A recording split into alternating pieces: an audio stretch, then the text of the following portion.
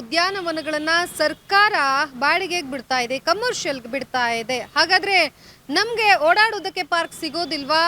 ಮಕ್ಕಳಿಗೆ ಆಟ ಆಡೋದಕ್ಕೆ ಪಾರ್ಕ್ಗಳು ಇರೋದಿಲ್ವಾ? ಹಾಗಾದ್ರೆ ವೀಕೆಂಡ್ ಬಂದ್ರೆ ನಾವು ಯಾವ ಜಾಗಕ್ಕೆ ಹೋಗಬೇಕು?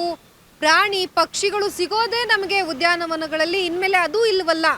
ಎಲ್ಲ ಪ್ರಶ್ನೆಗಳಿಗೆ ಉತ್ತರವನ್ನ ಕೊಡ್ತಾ ಹೋಗ್ತೇನೆ. ಮಿಸ್ ಮಾಡದೆ ಈ ಒಂದು ಸುದ್ದಿಯನ್ನ ಕೊನೆವರೆಗೂ ನೋಡಿ. ನಾನು ಲಕ್ಷ್ಮೀ ಬಾಗಲಕೋಟೆ. ಶುಕ್ರವಾರ ಸಚಿವ ಸಂಪುಟದಲ್ಲಿ ಈ ಒಂದು ವಿಚಾರಕ್ಕೆ ಅಸ್ತು ಅಂತ ಹೇಳ್ತಾರೆ. ಬೆಂಗಳೂರಿನಲ್ಲಿರುವಂತಹ ಉದ್ಯಾನವನಗಳೇನಿದ್ದಾವೆ ಅದರಲ್ಲಿ 5% ಜಾಗವನ್ನ ಕಮರ್ಷಿಯಲ್ಗಾಗಿ, ಬಾಡಿಗೆಗಾಗಿ ಅಥವಾ ಸಾರ್ವಜನಿಕರು ಇದನ್ನ ಬಳಕೆ ಮಾಡ್ಕೊಳ್ಬಹುದು ಅನ್ನುವಂಥದ್ದು ಈ ವಿಚಾರಕ್ಕೆ ಪರ ಮತ್ತು ವಿರೋಧ ಎರಡೂ ಸಹ ವ್ಯಕ್ತವಾಗ್ತಾ ಇದೆ. ಮೊದಲನೇದಾಗಿ ಬೆಂಗಳೂರನ್ನ ಸಾಕಷ್ಟು ಹೆಸರುಗಳಿಂದ ಕರೀತಾರೆ. Garden city, IT city, brand Bengaluru, silicon city, ಹೀಗೆ ಸಾಕಷ್ಟು ಹೆಸರುಗಳಿಂದ ಕರೆಸಿಕೊಳ್ಳುವಂತಹ ಬೆಂಗಳೂರನ್ನ ಹೆಚ್ಚಾಗಿ ಗುರುತಿಸೋದೆ ಗಾರ್ಡನ್ ಸಿಟಿ, ಗ್ರೀನರಿ ಇರೋದ್ರಿಂದ ಅಂತ ಹೇಳ್ತಾರೆ. ಕೆಂಪೇಗೌಡರು ಕಟ್ಟಿರುವಂತಹ ಬೆಂಗಳೂರಿನಲ್ಲಿ ಹೆಚ್ಚಾಗಿ ನಮಗೆ ಗ್ರೀನರಿ ಕಾಣಿಸುತ್ತೆ, ಗಿಡಗಳು ಕಾಣಿಸುತ್ತೆ ಅಂತ ಹೇಳಿ ಅದು ಮೊದಲಿತ್ತು. ಈಗ ಆ ಗಿಡಗಳು ಕಾಣಿಸ್ತಾ ಇಲ್ಲ. ಕಾಣಿಸುವಂತಹ ಗಿಡಗಳು ಕೇವಲ ಉದ್ಯಾನವನಗಳಲ್ಲಿ ಮಾತ್ರ ಇದೆ. ಹಾಗಾದ್ರೆ ಈಗ 5% ಏನು ಉದ್ಯಾನವನಗಳನ್ನ ಸರ್ಕಾರ ಕಮರ್ಷಿಯಲ್ಗೆ ಬಳಸ್ಕೊಳ್ಳೋದಕ್ಕೆ ಮುಂದಾಗ್ತಾ ಇದೆ. ಈ 5% ಜಾಗವನ್ನ ಕೊಟ್ಬಿಟ್ರು ಅಂತಂದ್ರೆ ಜನಸಾಮಾನ್ಯರಿಗಾಗ್ಲಿ ಅಥವಾ ಅಲ್ಲಿ ಗ್ರೀನರಿ ಅನ್ನುವಂಥದ್ದು ಉಳಿಯುತ್ತಾ ಅನ್ನುವಂಥದ್ದು ಸಹ ಖಂಡಿತವಾಗಿ ಕೇಳಿ ಬರ್ತಾ ಇರುವಂಥದ್ದು. ಮೊದಲು ಒಬ್ರು ಪ್ರಶ್ನೆ ಕೇಳ್ತಾ ಇದ್ದಾರೆ. ಒಬ್ರು ಅಂತಂದ್ರೆ ಸಾರ್ವಜನಿಕರು ಕೇಳ್ತಾ ಇರುವಂತಹ ಪ್ರಶ್ನೆ, ಸರ್ಕಾರ ಈ ಒಂದು ನಿಲುವನ್ನ ತೆಗೆದುಕೊಳ್ಳುವುದಕ್ಕೆ ಕಾರಣ ಏನು ಅಂತ ಹೇಳಿ. ಈಗ 5% ಅಂತಂದ್ರೆ ಫಾರ್ ಎಕ್ಸಾಂಪಲ್ ಒಂದು 450 ಎಕರೆ ಇರುವಂತ ಜಾಗದಲ್ಲಿ ಒಂದು 5% ಕೊಡ್ತಾರೆ ಅಂದ್ರೆ ಮೇ ಬಿ ಒಂದು 15 ಎಕರೆ, 15ರಿಂದ 20 ಎಕರೆ ಒಳಗಡೆ ಹೋಗ್ಬಹುದು. ಸೊ ಈ ಒಂದು 15 ಎಕರೆದಲ್ಲಿ ಒಂದು ಅಂದಾಜಲ್ಲಿ ನೋಡೋದಾದ್ರೆ 15 ಎಕರೆದಲ್ಲಿ ಸರ್ಕಾರ ಏನ್ ಮಾಡೋದಕ್ಕೆ ಮುಂದಾಗ್ತಾ ಇದೆ? ಸಾರ್ವಜನಿಕರಿಗೆ ಯಾವ ರೀತಿಯಾಗಿ ಕೊಡ್ತಾ ಇದೆ? ಹಣಕ್ಕಾಗಿ ಕೊಡ್ತಾ ಇದೆಯಾ, ಇಲ್ಲ ಅಲ್ಲಿ ಕಂಪ್ನಿ ಕಟ್ಟೋದಕ್ಕೆ ಕೊಡ್ತಾ ಇದೆಯಾ, ಇಲ್ಲ ಅಲ್ಲಿ ಮನೆಯನ್ನ ಕಟ್ಟಿ ಲೇಔಟ್ ತರ ಮಾಡೋದಕ್ಕೆ ಮುಂದಾಗ್ತಾ ಇದೆಯಾ? ಈ ಎಲ್ಲ ಪ್ರಶ್ನೆಗಳು ಸಹ ಬರ್ತಾ ಇರುವಂತದ್ದು. ಇದಕ್ಕೂ ಸಹ ಉತ್ತರ ಕೊಡಬೇಕಾಗಿರುವಂತದ್ದು ಸರ್ಕಾರ.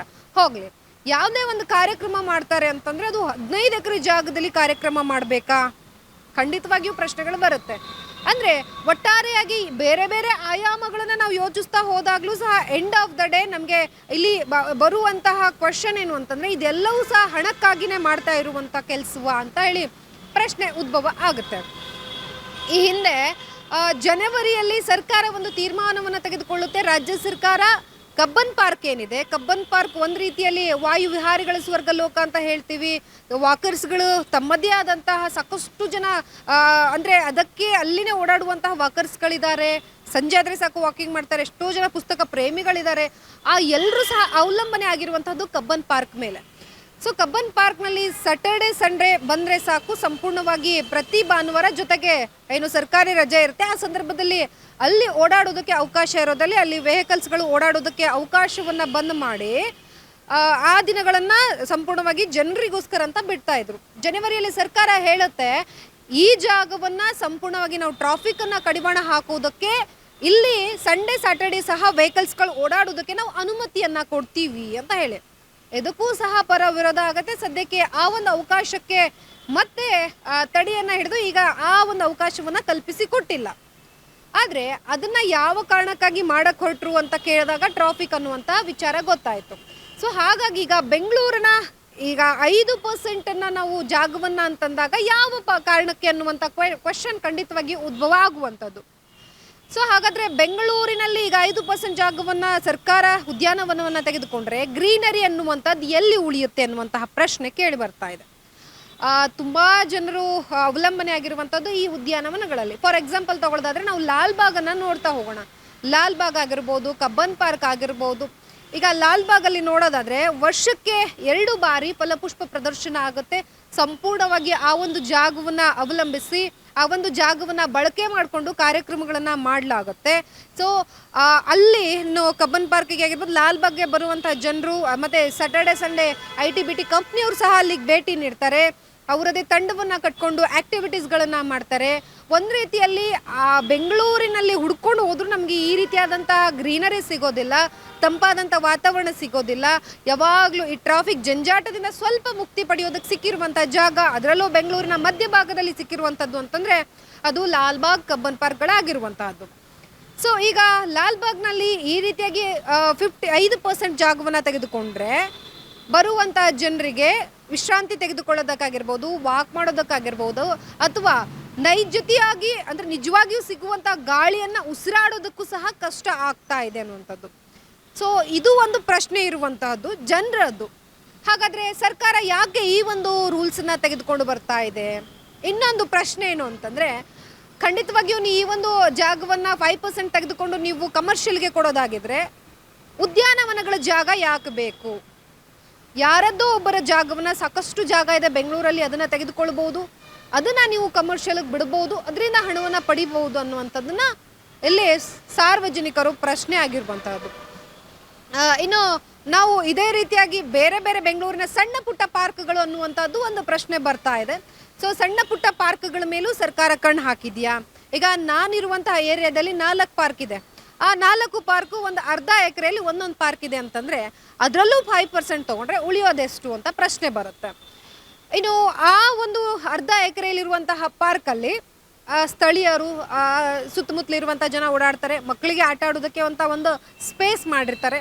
ಸೊ ಅದರಲ್ಲೂ 5% ಜಾಗ ಹೋದರೆ ಉಳಿಯೋದೆಷ್ಟು ಅನ್ನುವಂತಹ ಪ್ರಶ್ನೆ.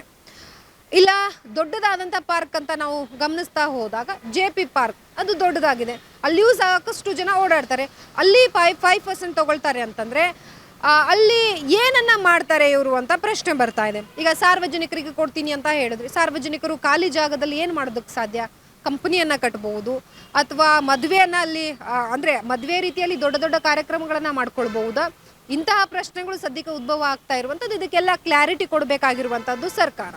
ಒಟ್ಟಾರೆಯಾಗಿ ಬೆಂಗಳೂರಿನಲ್ಲಿರುವಂತಹ ಉದ್ಯಾನವನಗಳನ್ನು ಅಂತ ಹೇಳಿರುವಂಥದ್ದು, ಆದರೆ ಸ್ಪೆಸಿಫಿಕ್ ಆಗಿ ಇದೇ ಉದ್ಯಾನವನ, ಇದೇ ಪಾರ್ಕು, ಇದೇ ಏರಿಯಾದಲ್ಲಿರೋ ಪಾರ್ಕು, ಇಷ್ಟ ದೊಡ್ಡ ಪಾರ್ಕು ಅನ್ನುವಂಥದ್ದಿಲ್ಲ. ನಾವು ದೊಡ್ಡ ದೊಡ್ಡ ಪಾರ್ಕ್ಗಳಂತ ನೋಡ್ತಾ ಹೋದಾಗ JP ಪಾರ್ಕ್ ಬರುತ್ತೆ, ಏನು ಬೊಟಾನಿಕಲ್ ಗಾರ್ಡನ್ ಲಾಲ್ಬಾಗ್ ಬರುತ್ತೆ, ಕಬ್ಬನ್ ಪಾರ್ಕ್ ಬರುತ್ತೆ, ಬನ್ನೇರ್ಘಟ್ಟ ಪಾರ್ಕ್ ಬರುತ್ತೆ.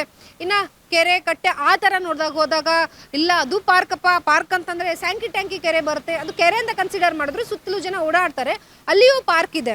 ಸೊ ಈ ಎಲ್ಲ ಪ್ರಶ್ನೆಗೂ ಸಹ ಸರ್ಕಾರವೇ ಉತ್ತರ ಕೊಡಬೇಕಾಗಿರುವಂತಹದ್ದು. ಇದು ನನ್ನ ಪ್ರಶ್ನೆ ಅಲ್ಲ, ಸಾಕಷ್ಟು ಜನ ಸಾರ್ವಜನಿಕರಲ್ಲಿರುವಂತಹ ಗೊಂದಲ.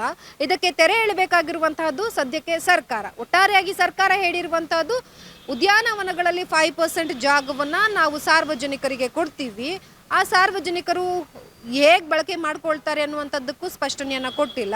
ಈ ಎಲ್ಲದಕ್ಕೂ ಸ್ಪಷ್ಟನೆ ಸಿಗುತ್ತೆ ಅನ್ನುವಂತಹ ಕಾತುರದಲ್ಲೇ ಜನರಿರುವಂತಹದ್ದು. ಸೊ ಒಟ್ಟಾರೆಯಾಗಿ ಬೆಂಗಳೂರಿನ ಉದ್ಯಾನವನವನ್ನು ಸರ್ಕಾರ 5% ಬಳಕೆ ಮಾಡ್ಕೊಳ್ಳೋದಕ್ಕೆ ಮುಂದಾಗ್ತಾ ಇರುವಂತಹದ್ದು. ಸೊ ಯಾವ ರೀತಿಯಾಗಿ ಕ್ರಮವನ್ನು ಕೈಗೊಳ್ಳುತ್ತೆ, ಇದಾದ ಬಳಿಕ ಜನರ ಪ್ರಶ್ನೆಗಳಿಗೆ ಸರ್ಕಾರ ಹೇಗೆ ಉತ್ತರ ಕೊಡುತ್ತೆ ಅನ್ನುವಂಥದ್ದು ನಾವು ಕಾದು ನೋಡಬೇಕಾಗಿರುವಂಥದ್ದು.